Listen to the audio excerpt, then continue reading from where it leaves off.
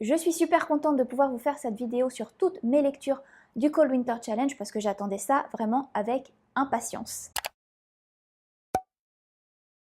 Alors si vous ne connaissez pas le Cold Winter Challenge, c'est un challenge qui est déjà populaire depuis pas mal d'années maintenant sur YouTube. C'est la deuxième année que l'organise A Book and a Cup, Élise, et c'est la première fois que je vais participer à ce challenge. Le thème du Cold Winter Challenge est absolument génial puisqu'il s'agit de voyage en Scandinavie. Cette année, il aura lieu du 1er décembre au 1er février. Je vous recommande vraiment d'aller voir la vidéo d'Élise. Elle va vous informer sur les lectures communes qu'il y aura pendant le challenge. Il y aura aussi pas mal de concours. N'hésitez pas à aller voir sa vidéo pour savoir tout ce qui va se passer autour du challenge parce qu'il va y avoir vraiment plein de choses.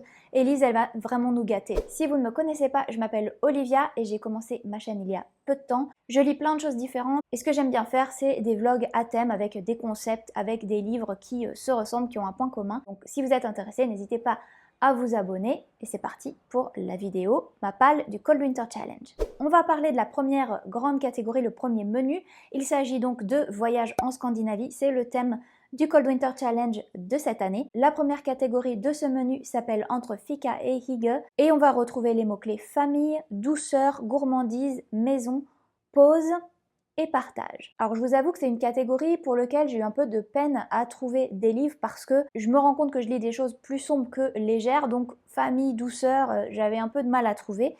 Finalement, j'ai regardé dans ma palle et je pense que j'ai un livre qui correspond assez bien. Et il s'agit de Keeper of Enchanted Rooms de Charlie N. Holmberg. Il correspond bien à ce thème pour le mot-clé maison et partage puisque je crois que l'histoire va se concentrer sur une maison qui est vivante, magique. C'est un livre de fantasy, je pense qu'on va parler aussi d'une petite romance peut-être, une ambiance un peu cosy. On va suivre Merritt Fernsby, qui est un écrivain qui va hériter soudainement d'une maison qui s'appelle Wimbrel House.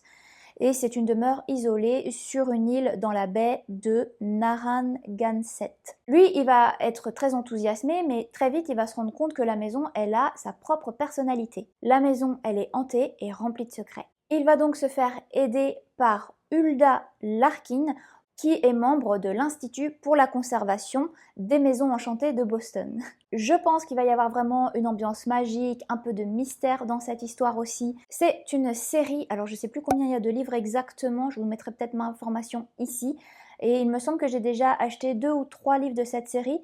Mais je ne l'ai pas encore commencé, je connais vraiment pas, j'ai eu très peu de retours aussi sur cette série, donc c'est vraiment un essai, on va tester ça. Nous avons également la sous-catégorie Yule, avec les mots-clés évidemment solstice, célébration, temps anciens, être magique, pratiquant la magie et feu. Pour cette catégorie, j'ai choisi le livre de Philippe Fracassi qui s'appelle Boys in the Valley, qui est un roman horrifique. Ça correspondait bien au thème temps ancien, puisque ça se passe au 19e siècle, me semble-t-il, et être magique. Dans ce livre, on va parler de force obscure, de force du mal. Alors dans Boys in the Valley, on va se trouver en 1905, donc 20e siècle en fait. L'histoire se passe dans un orphelinat vraiment isolé, qui s'appelle Saint-Vincent et qui est niché dans une vallée vraiment reculée. Ici, ils vivent seulement des jeunes garçons, dirigés par des prêtres plutôt sévères. Mais un jour, l'histoire va basculer totalement dans l'horreur parce qu'il va y avoir un groupe d'hommes qui va se présenter à l'orphelinat, dont un homme qui est carrément possédé par un démon. Il a sur sa peau des étranges symboles diaboliques apparemment. Il va décéder et en fait, il va y avoir une force maléfique qui va s'emparer de ces jeunes garçons. Il me semble qu'il y a des éléments un peu slasher. Alors moi, j'aime pas trop le gore, hein. Je préfère quand c'est subtil, donc j'ai un peu un doute sur ce livre. Par contre, j'ai entendu que des bons échos. Il paraît qu'il est assez horrifique. J'espère juste que c'est pas trop gore parce que ça va pas trop me plaire. Moi, je préfère les trucs un peu plus fins. Mais bon, écoutez, on va voir. Ensuite, on a la catégorie Yulupuki, avec les mots secret, peur, animaux, métamorphose, sacrifice et cadeau. Alors Élise vous explique toutes les catégories, vous explique pourquoi elle s'appelle ainsi, etc. Je vous dis, hein, allez voir sa vidéo. Pour ma part, pour ces mots-clés, j'ai choisi Spinning Silver. Attendez, le mot, c'est la fileuse d'argent en français, voilà, de Naomi Novik. L'histoire, c'est l'histoire de Myriam, qui est petite fille et fille de prêteur. En fait, il prête de l'argent. Son père prête beaucoup trop d'argent, il est trop généreux et puis il ne récupère jamais son argent finalement. Il a dilapidé tout l'argent de la famille, il se retrouve vraiment sans rien. Myriam décide de prendre les choses en main et elle va complètement s'endurcir, elle va être complètement différente de son père. Je pense que ça va pas être un personnage franchement très agréable parce qu'elle va devoir prendre des décisions lourdes pour sortir de cette faillite et récupérer leur capital. Elle va avoir cette réputation d'avoir un talent pour récupérer l'argent et le transformer en or, d'où la fileuse d'argent. Seulement, elle va attirer très vite l'attention du roi d'Estaric, qui est un peuple redoutable voisin de leur village. Elle va devoir relever les défis du roi qui est très intéressé par son talent et elle va découvrir un secret qui pourrait mettre sa vie en péril. Cette lecture, ça va être une lecture commune pendant le challenge. Moi, je l'avais acheté en anglais il y a déjà un petit moment. Je l'attendais justement pour le Cold Winter Challenge, donc c'est vraiment l'occasion de le sortir justement maintenant. Allez, on va se réchauffer avec la catégorie Allons au sauna avec les mots-clés humour, histoire courte, amitié, tradition et équilibre. Alors j'avais pas beaucoup de choix non plus dans ma palle pour cette catégorie. La seule chose qui m'est venue, c'est Starter Villain. Je vous mettrai la couverture en français ici. Je me rappelle plus du titre en français. Je crois que c'est Super méchant, débutant super méchant, quelque chose comme ça. C'est une comédie de science-fiction de John Scalzi qui va suivre un protagoniste complètement ordinaire qui s'appelle Charlie, qui un jour va hériter d'un oncle un peu éloigné et il va se retrouver impliqué dans des situations complètement farfelues dans un univers de méchants. Charlie va devoir naviguer un peu dans son monde nouveau dont il est absolument étranger. Il va y avoir des animaux, il va y avoir un chat, vous voyez, qui est le patron apparemment.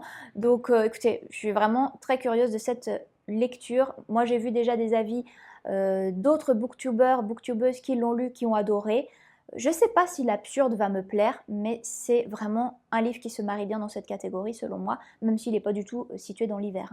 On a une autre catégorie qui s'appelle Jusqu'au cercle polaire avec les mots-clés finir une série, nuit, isolement, pays scandinave, aventure et exploration. Je me suis concentrée sur les mots-clés aventure et exploration avec le livre The Forest Where the Phoenix Sleeps de Brooke Marley Jones. Ici, ça va être vraiment aventure, exploration, puisqu'on va suivre Nell. Alors Nell, c'est une barista totalement ordinaire, hein, mais un jour, elle va se rendre compte qu'elle possède des pouvoirs magiques parce qu'elle va incinérer quelqu'un devant chez elle. Voilà, la situation complètement ubuesque. Elle va être blessée pendant cet incident et elle va être sauvée par un être magique qui s'appelle Dara, qui est un peu un paria dans ce monde magique, et lui va l'emmener dans ce monde magique-là pour justement lui apprendre à contrôler ses pouvoirs. Donc on va être vraiment sur un roman magique, il va y avoir aussi de l'humour, il va y avoir aussi une romance, donc il y a plein de choses pour me plaire dans ce roman. On passe maintenant à une autre catégorie avec aurore boréale et les mots-clés sont lumière, surnaturel, esprit, science-fiction et roman graphique. J'ai choisi Le Pont des Tempêtes de Daniel L. Jensen pour cette catégorie, surtout pour le côté un peu surnaturel, peut-être lumière avec la magie, etc. Le Pont des Tempêtes, c'est l'histoire de Lara. Lara, c'est l'arme secrète de son père, qui est roi, le roi de Maridrina. Et un jour, pour maintenir la paix entre les différents royaumes, elle va devoir épouser le roi Aren d'Itikana, qui est l'ennemi juré de son propre père. Elle va apprendre à connaître ce nouveau royaume, elle va apprendre à connaître l'homme qui le gouverne. Finalement, elle va peut-être remettre en question tout ce qu'elle pensait savoir. Alors pourquoi le pont des tempêtes? Ce royaume d'Itikana possède un pont qui est en fait une voie commerciale et Itikana abuse un petit peu de ce pouvoir parce que c'est eux qui ont la seule voie commerciale, le seul accès où on peut faire du commerce. Alors, le Pont des Tempêtes, c'est un roman plutôt connu, hein, qui est assez populaire, qui est assez apprécié aussi, donc j'ai vraiment hâte de le découvrir. Allez, on va passer à un autre menu, et cette fois-ci, on est dans la féerie des fêtes, et on va commencer avec la catégorie Deck the Halls. Il faut lire un livre avec une couverture rouge ou verte. Alors moi j'ai trouvé une couverture verte et il s'agit de Une fenêtre sur les ténèbres de Rachel Gillig. Ici on se retrouve dans un royaume qui s'appelle Bourde où la brume dévore tout. Ceux qui respirent cette brume vont développer une fièvre et malheureusement pour eux ça veut dire la mort parce que soit ils meurent à cause de cette fièvre, soit ils survivent mais ils vont être tués par le royaume parce que si tu survis à cette fièvre, tu développes des pouvoirs magiques et donc ça le royaume ne peut pas le permettre donc en fait tu es tué. Et nous on va suivre une jeune femme qui s'appelle Espeth qui elle a eu la fièvre, elle a survécu, elle a développé des pouvoirs et elle se cache pour ne pas être tuée. Sauf qu'un jour, elle va rencontrer le neveu du roi. Elle va finalement accepter de l'aider pour lever le sort qui empoisonne le royaume. Et ça lui permettrait aussi de soigner son propre mal parce que quand elle a eu cette fièvre, elle a en fait en elle une voix qui lui dit des choses mais qui sont pas forcément très positives d'après ce que j'ai compris.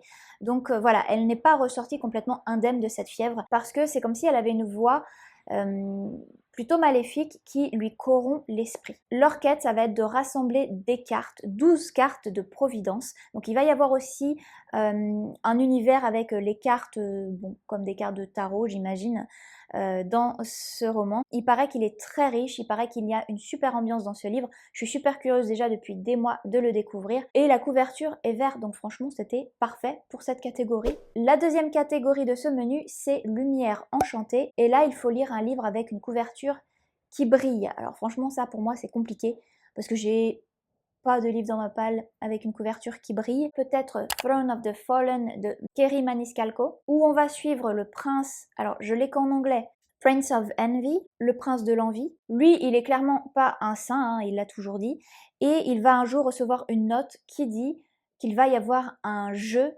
un tournoi. Pour lui, c'est clair, il va gagner ce tournoi. Et puis, à côté, on va suivre Camilla, qui est une artiste, qui a une dette. Alors, j'ai pas trop bien compris ce que c'était que cette dette. En tout cas, elle va être un peu obligée de se lier avec ce fameux prince de l'envie. Et ils vont embarquer donc tous les deux dans un voyage super dangereux. On va être dans le royaume des démons, des vampires. Et surtout, on nous dit que le danger le plus important, c'est celui d'éviter de tomber amoureux. Vous l'avez compris, c'est une romantaisie, ça a l'air trop bien. Et puis, voilà, on peut dire que la couverture brille un petit peu avec cette espèce de clé. Enfin voilà, c'est très mystérieux, ça m'attire beaucoup. Mais j'ai aussi, alors attendez, dans le même genre, romantaisie et tout, j'ai un autre livre qui m'attire beaucoup. Il s'agit du livre maudit d'Azraël. Je vais vous lire le résumé. Deux destructeurs de monde se rencontrent. 1000 ans plus tôt dans les déserts d'Eoria, Diana a donné sa vie pour sauver sa sœur mourante. Ses prières désespérées ont été entendues par une entité monstrueuse qu'elle n'aurait jamais pu imaginer, même dans ses pires cauchemars. Aujourd'hui, sous le joug de Kaden, elle est prête à tout, même à dénicher une ancienne relique convoitée par les créatures qui la traquent sans relâche. On va suivre aussi un roi que l'on croyait mort et disparu des mémoires. Autrefois connu sous le nom de Samkiel, il est désormais Liam. Ses ennemis le craignent comme le destructeur des mondes, tandis que ses partisans le vénèrent comme un sauveur et un roi. Après la guerre des dieux, il s'est retiré, renonçant à sa couronne et laissant son peuple affronter seul les retombées de leur monde dévasté. Une attaque contre ses proches le ramène dans une dimension qu'il espérait ne jamais revoir, confronté à un ami qu'il croyait emprisonné pour l'éternité. Il s'agit du tome 1 de la série Gods and Monsters. Je ne sais pas exactement combien il y a de livres, là il dit un livre sur deux. Est-ce qu'il va y en avoir d'autres plus tard? Je ne sais pas du tout. Je trouve que la couverture est un peu dorée et c'est tout à fait le genre d'histoire que je peux apprécier. Ensuite, la catégorie s'embrasser sous le gui mot-clé romance. Bon, alors là, c'est pas facile parce que j'ai pas forcément beaucoup de romances dans ma palle. Par contre, j'ai quand même The Christmas Tree Farm de Laurie Gilmore. Alors, c'est le troisième roman d'une série que vous devez connaître parce que on en a beaucoup entendu parler pour The Pumpkin Spice Café, j'arrive pas à le dire. Je l'ai pas lu. Par contre, je me suis dirigée plutôt sur la romance de Noël, ça m'attirait un peu plus. On va suivre une femme qui s'appelle Kira North, qui elle déteste Noël. Seulement, elle vient d'acheter une Christmas Tree Farm, donc une, comment on peut dire, une farm de... une ferme de sapins de Noël dans une ville super mignonne, vraiment adorable. Et on va suivre d'un autre côté Bennett Ellis qui lui est en vacances dans ce petit village pour casser un peu son quotidien en Californie et surtout faire une pause dans ses rendez-vous galants un peu catastrophiques qu'il collectionne apparemment. Ils vont se retrouver tous les deux. Alors Bennett il va avoir aucune envie d'aider Kira au début parce que c'est le personnage un peu grumpy de l'histoire visiblement. On va voir comment cette romance va évoluer entre ces deux personnages qui sont assez différents. Une qui a l'air assez grumpy, l'autre qui a des aventures pas terribles. Voilà, écoutez, ça se passe à Noël, c'est une romance de Noël, ça va parfaitement dans cette catégorie. À essayer. La quatrième catégorie de ce menu, c'est Au coin du feu, avec les mots-clés cocooning qui réchauffent le cœur et le corps. Et j'ai choisi The Wedding Witch de Erin Sterling parce que je pense que ça va être totalement une lecture un peu cocooning, un peu doudou. C'est une romance de Noël. Je vous dis que j'avais pas de romance de Noël, en fait j'en ai deux. Il s'agit du troisième livre de la série de Ex-Hex. Le premier livre, je l'avais lu. Il s'agit de, je crois en français, Mon ex et autres malédictions, que j'avais vraiment adoré. J'avais mis un 4 étoiles, c'était vraiment super sympa comme lecture, avec vraiment une ambiance Halloween, automne, beaucoup de magie, c'était vraiment super mignon. Je n'ai pas lu le deuxième, par contre j'ai envie de lire celui-là pour le côté un peu Noël.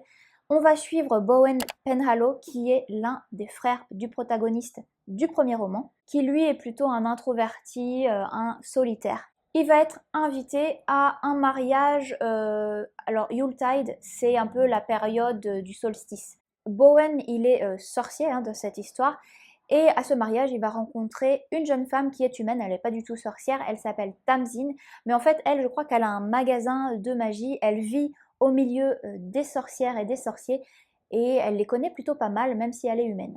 Donc finalement, les deux vont se rencontrer, mais il va y avoir un gros souci là dans la magie. Ils vont se retrouver dans une célébration de mariage, seulement pas du tout celui qui était prévu. Ils vont se retrouver dans le passé, en 1957. Ils vont donc devoir travailler ensemble pour revenir dans le présent.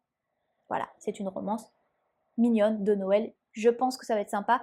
S'il est aussi bien que Mon ex et autres malédictions, ce sera vraiment une lecture très cute et sympa pour Noël. On va rentrer maintenant dans le troisième menu qui s'appelle Froid polaire. La première catégorie s'appelle Stalactite ensanglantée. Alors ça, c'est totalement ma catégorie puisqu'il y a les mots-clés thriller, policier, cozy mystery, middle of the night. Alors ça se passe pas en hiver.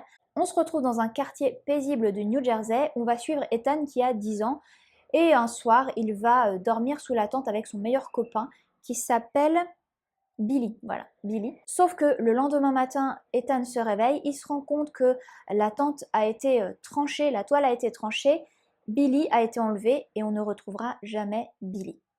On se retrouve 30 ans plus tard, Ethan va être obligé de revenir dans sa maison d'enfance dont il a de très mauvais souvenirs évidemment, et il va y avoir des choses un peu bizarres qui vont se passer puisque on va retrouver des signes de la présence de Billy. Alors c'est pas possible puisqu'il a disparu, on l'a jamais retrouvé, et pourtant on va retrouver des signes de sa présence. Et donc Ethan va commencer à faire son enquête, il va parler aux gens du voisinage, il va retourner dans la forêt. Billy disait des trucs bizarres sur cette forêt, il disait que elle était hantée, qu'il y avait des monstres ou quoi. Donc il va faire son enquête et on va voir ce qui va se passer. Des secrets vont certainement ressurgir du passé. J'ai aussi une autre possibilité de livre pour cette catégorie. Il s'agit de The Frozen River de Ariel Lowen. Ici, on va être situé au XVIIIe siècle, en 1789, dans le Maine. On va retrouver le corps d'un homme dans la glace, mort. Martha Ballard, la protagoniste principale de l'histoire, guérisseuse et sage-femme, va être appelée sur place pour comprendre les causes de la mort, ce qui s'est passé. Et elle, en fait, elle tient un journal dans lequel elle répertorie tout ce qui se passe dans la communauté, donc les naissances, les morts suspectes, enfin un peu tout. Et elle va pouvoir, à partir de ce carnet et à partir des constatations qu'elle va faire sur le corps, faire sa petite enquête. La deuxième catégorie, c'est Let It Snow, un livre avec un titre avec un mot hivernal. Oh, rien du tout dans ma palle à ce sujet-là. Par contre, je me suis dit que c'était l'occasion de lire Un chant de Noël. Tout le monde connaît le chant de Noël par ses nombreuses adaptations. Je n'ai jamais lu l'original, donc c'est l'occasion de le faire. C'est donc une nouvelle qui va raconter comment Monsieur Scrooge va être visité successivement par trois fantômes, le fantôme des Noëls passés, des Noëls présents et des Noëls du futur. Et enfin, la troisième catégorie s'appelle Marcher dans la neige avec les mots-clés nature, littérature de voyage et grand espace. J'ai deux livres pour cette catégorie. L'ours et le rossignol de Catherine Arden, c'est le premier roman d'une série de 3 tomes. On va se retrouver avec une protagoniste qui s'appelle Vassia. Ça se passe vraiment au plus froid de l'hiver et elle adore écouter avec ses frères et sœurs les contes de Dounia qui est leur servante. Et plus particulièrement le conte qui parle du roi de l'hiver, un démon aux yeux bleus. Sauf que Vassia, pour elle, les contes, c'est pas forcément uniquement que des contes, parce qu'elle a une capacité de voir les esprits protecteurs de la maison, donc elle croit qu'il peut y avoir aussi des démons. Seulement, les capacités de Vassia, les contes, etc., c'est pas du tout du goût de la nouvelle femme de son père, qui elle est bien décidée à éradiquer totalement de son foyer les croyances ancestrales et les superstitions. J'ai aussi un autre livre qui est ce genre de petites choses de Claire Keegan. qui pourrait correspondre à cette catégorie. Ici, on se retrouve en 1985 dans une petite ville irlandaise, quelques semaines avant Noël, et on va retrouver un personnage qui s'appelle Bill Furlong. Lui, c'est un marchand de bois et de charbon. Il a beaucoup à faire à cette période de l'année, et il va faire une livraison pour un couvent, le couvent voisin du village. Et dans cette petite ville, eh bien, il y a un bruit qui court. Dans le couvent, les nonnes exploiteraient des jeunes femmes non mariées pour des travaux de blanchisserie et qu'en plus, elles gagneraient de l'argent en plaçant leurs enfants illégitimes. Bill, un jour, il va être confronté directement à ce problème puisqu'il va trouver une femme grelottante dans sa réserve à charbon. Mais Bill, lui, c'est un homme généreux, au grand cœur, et donc je pense qu'il va finalement vouloir aider cette jeune femme. C'est un livre qui a obtenu plusieurs prix justement, et c'est une courte nouvelle, je crois qu'elle fait 150 pages à peine, donc c'est un livre qui m'intéresse déjà depuis longtemps et que je pense pouvoir caser dans ce challenge. Et enfin, on va passer à la dernière catégorie de ce challenge avec Magie de l'hiver. On va avoir les mots-clés mythologie nordique, contes, légendes, être du folklore hivernal. J'ai donc casé ici la lecture commune de ce challenge organisé par Elise, un dessin ancré dans le sang de Daniel L. Jensen. Donc ça me fera 2 Daniel L. Jensen pour ce challenge. On va se retrouver complètement dans la Scandinavie, dans la mythologie nordique avec ce livre, puisqu'on va suivre Freya. Elle est née au cœur des fjords glacés du Skaland et elle est mariée à un homme rustre qu'elle n'aime pas. Un jour, cet homme va la trahir, va la vendre à un jarl et le jarl va lui demander de combattre son propre fils à lui qui s'appelle Bjorn. Et donc elle va pas avoir d'autre choix que de révéler son secret. Et son secret, c'est qu'une déesse l'a dotée de pouvoirs extraordinaires qui font d'elle une Skjaldmö, une guerrière capable de repousser n'importe quelle attaque. Il y a justement une histoire de prophétie qui dit qu'une Skjaldmö unirait les peuples du Skaland sous le règne de celui qui contrôlerait sa destinée. Alors est-ce que c'est elle? Probablement. En tout cas, afin de devenir roi, le jarl force Freya à lui prêter serment et ordonne Bjorn, son fils, à la protéger contre leur ennemi. Pour faire ses preuves, Freya va devoir apprendre à se battre, à maîtriser ses pouvoirs, tout en surmontant les terribles épreuves auxquelles la soumettent les dieux, et aussi elle va devoir faire attention puisqu'elle va ressentir une attirance pour Bjorn, le fils du jarl, et ça, c'est totalement interdit. Dans cette même catégorie, je pourrais rajouter aussi le livre Norse Mythology de Neil Gaiman, puisque c'est un recueil qui explore les légendes nordiques, mais je pense que c'est un peu décalé, il y a un peu d'humour d'après ce que j'ai pu lire dans les commentaires. On va parler des rituels sacrés, du solstice d'hiver, on va parler des légendes nordiques, donc ça peut être aussi une lecture très intéressante, à voir si je peux aussi caser ce livre dans le challenge. Voilà, et bien écoutez, avec tout ça, on a de quoi faire pour ces 2 prochains mois. Je pourrais rajouter une pile à voir, je vais regarder Vikings sur Netflix, puisque là on va voir l'arrivée des Vikings, des Danois en Angleterre. Et puis aussi The Last Kingdom qui se passe 100 ans après et que je vous recommande chaudement. Je suis en train de la regarder actuellement. Qui elle se passe 100 ans plus tard et on va suivre Uhtred et toutes ses aventures. Allez voir cette série, c'est trop bien. Moi vraiment, les fêtes, le côté féerie, magie, Noël et puis le froid polaire et tout ça, je ne vais l'avoir que dans ma lecture du Cold Winter Challenge parce que je vis dans l'hémisphère sud, à Lima au Pérou, et ici ça va être le plein été. Je ne prévois pas non plus de faire mon sapin parce qu'on n'a pas de famille qui nous visite à Noël. Ça me fait vraiment plaisir de pouvoir participer à ce challenge et avoir ce côté Noël, froid polaire, etc. à travers mes lectures du Cold Winter Challenge. Dites-moi dans les commentaires les livres qui vous tentent le plus. Je vous souhaite un excellent challenge, de belles fêtes, un beau décembre, profitez de la neige s'il y en a. Et on se retrouve bientôt pour une prochaine vidéo. Merci à Elise pour l'organisation de ce challenge et toutes les activités qui s'y trouvent autour. C'est vraiment super cool, j'ai hâte de participer. Ciao, à bientôt, bon challenge!